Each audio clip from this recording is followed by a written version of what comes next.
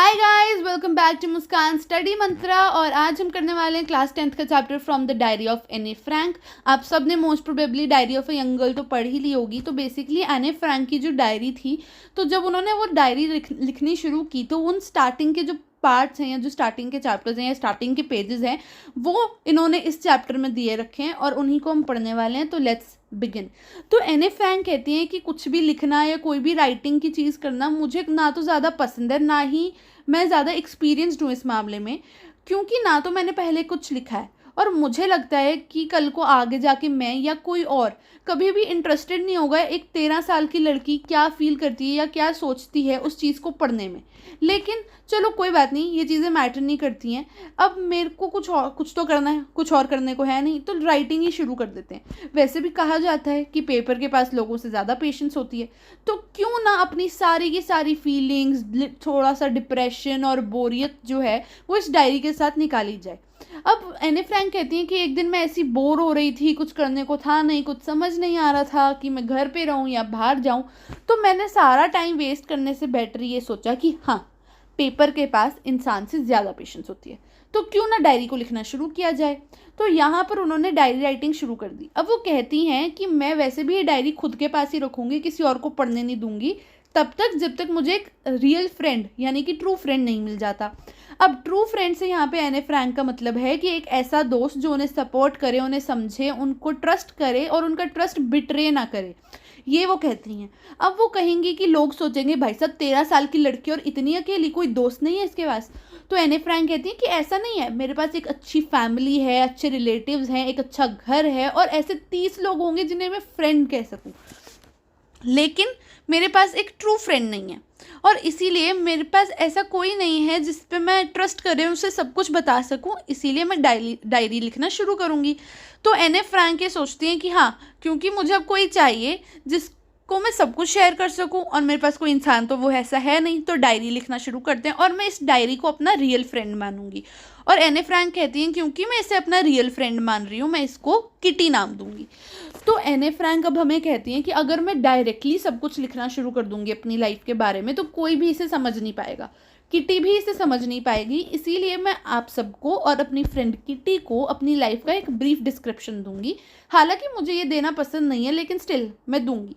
अब वो कहती हैं कि मेरे फादर इस दुनिया के सबसे ज़्यादा एडोरेबल फादर हैं और उन्होंने मेरी माँ से शादी तब तक नहीं की थी जब तक वो 36 ईयर्स के नहीं हुए, और उस टाइम पे मेरी मॉम कितने साल की थी, 25।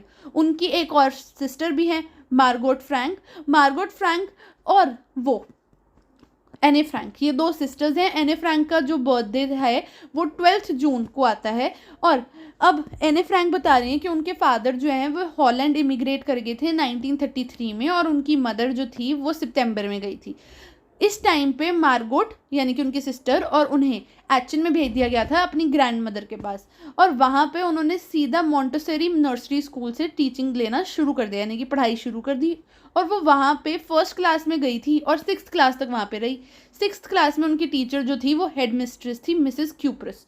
अब एने फ्रैंक बताती हैं कि जब 6th क्लास के बाद मेरा वो वाला स्कूल ख़त्म हुआ और मुझे नया स्कूल में जाना था, तो मेरी टीचर मिसेस क्यूप्रस और मैं बहुत रोए, हम बहुत उदास हो गए थे। अब यहाँ पे हमारे को एने फ्रैंक बताती हैं कि 1941 में मेरी ग्रैंड माँ की तबीयत ख़राब हो गई, इसलिए मेरा बर्थडे थोड़ी सी सेलिब्रेशन के साथ निकला और जनवरी 1942 में ग्रैंड मदर की डेथ हो गई। किसी को नहीं पता कि मैं आज भी उनसे कितना प्यार करती हूँ, लेकिन इस साल मेरा बर्थडे हमने थोड़ा बहुत सेलिब्रेट किया और इस बार ग्रैंड माँ की कैंडल मेरे बर्थडे केक की कैंडल्स के साथ जलाई गई ताकि उनकी प्रेजेंस को फील किया जा सके और उन्हें प्रेयर्स ऑफर की जा सके।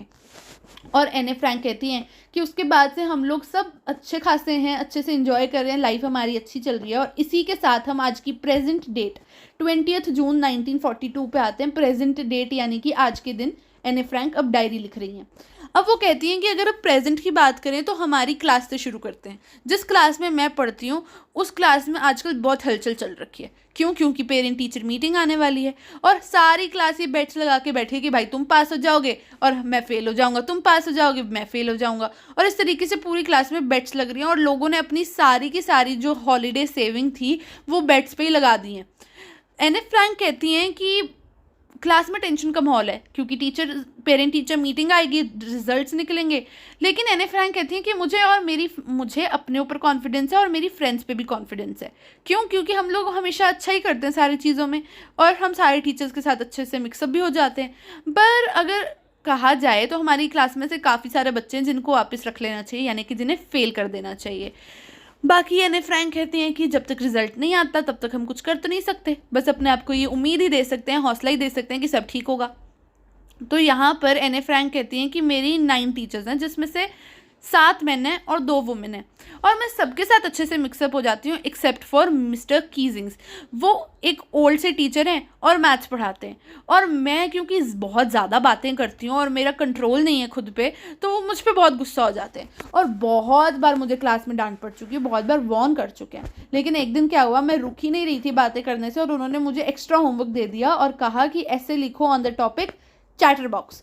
तो एने फ्रैंक उस टाइम तो मतलब पूरी क्लास उन पर हंस भी रही थी, सब कुछ हो रहा था। तो एने फ्रैंक जब घर गई तो उन्होंने सारा होमवर्क ख़त्म कर लिया और फिर वो सोचने लगी कि भाई साहब अब इस टॉपिक पे लिखा क्या जा सकता है। एने फ्रैंक कहती हैं कि कोई भी बड़ी बड़ी स्पेसेस छोड़ के अच्छा खासा 3 पेज का ऐसे बना सकता है, लेकिन मैं चाहती थी कि मैं कुछ ऐसा लिखूं जो मिस्टर कीजिंग को मेरे बात करने के आइडिया से कन्विंस कर सके। इसलिए उन्होंने अच्छा खासा 3 पेज का फिर ऐसे लिखा और उन्होंने कहा कि एज ए स्टूडेंट मुझे इतनी बातें नहीं करनी चाहिए और मुझे खुद पे कंट्रोल करना चाहिए, लेकिन मैं जितना भी ट्राई करूँ मैं उसको अपनी ये बातें करने की आदत को पूरी तरीके से ख़त्म नहीं कर सकती, यानी कि इस प्रॉब्लम को अपने अंदर से क्योर नहीं कर सकती, क्योंकि ये इनहेरिटेड ट्रेट्स हैं। मेरी मम्मी भी बहुत बातें करती है और मैंने उनसे ये चीज़ को इनहेरिट किया और मैं जितना मर्जी चाहूँ ये चीज़ मेरे अंदर से पूरी तरह इरेडिकेट नहीं हो सकती, ख़त्म नहीं हो सकती, ठीक है। और उस टाइम पे मिस्टर कीजिंग ने बहुत ही हंसी मजाक में ये चीज़ ले ली, लेकिन 2-3 लेसन्स तो उन्होंने मुझे इग्नोर किया कि मैं बातों को मेरी इग्नोर किया, कोई बात नहीं। लेकिन फिर उन्होंने मुझे एक और नया ऐसे लिखने को दे दिया जब मैं बिल्कुल बातें करने से नहीं रुक रही थी और उस टाइम पे उन्होंने ऐसे दिया एन इनकॉरेजिबल चैटर बॉक्स, यानी कि ना बंद होने वाला, ना ख़त्म होने वाला, ना चुप होने वाला चैटर बॉक्स। और उन्होंने फिर ऐसे लिख दिया, मिस्टर कीजिंग फिर सेटिस्फाई हो गए और मिस्टर कीजिंग ने फिर 3-4 क्लासेस तक उन्हें कुछ नहीं बोला। लेकिन फिर मिस्टर कीजिंग जो थे वो उनको बहुत गुस्सा आ गया और उन्होंने पूरी क्लास के सामने एने फ्रैंक को जोर से डांटते हुए कहा कि अब तुम ऐसे लिखो, quack quack quack mistress chatter box. तो उस टाइम पे पूरी क्लास मुझ पे ऐसे हंसी, मतलब मैं क्या ही बताऊं। और मैंने इस बार सोच लिया कि मैं मिस्टर कीजिंग को एक अच्छा जवाब दूंगी और इसके लिए मैंने अपनी फ्रेंड सेने की हेल्प ली जो पोइट्री में बहुत अच्छी थी।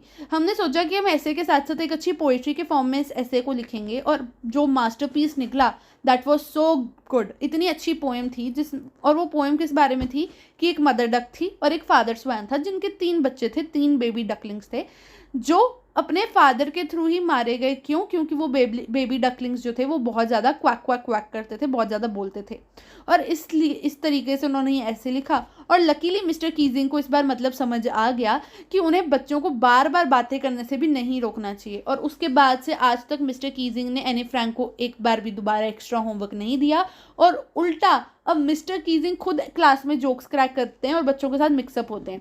तो इसी के साथ ये चैप्टर खत्म होता है। आई होप आप लोगों को समझ आया होगा। समझ आया हो तो लाइक कीजिएगा, शेयर कीजिएगा, चैनल को सब्सक्राइब करना मत भूलिएगा। Till then bye bye.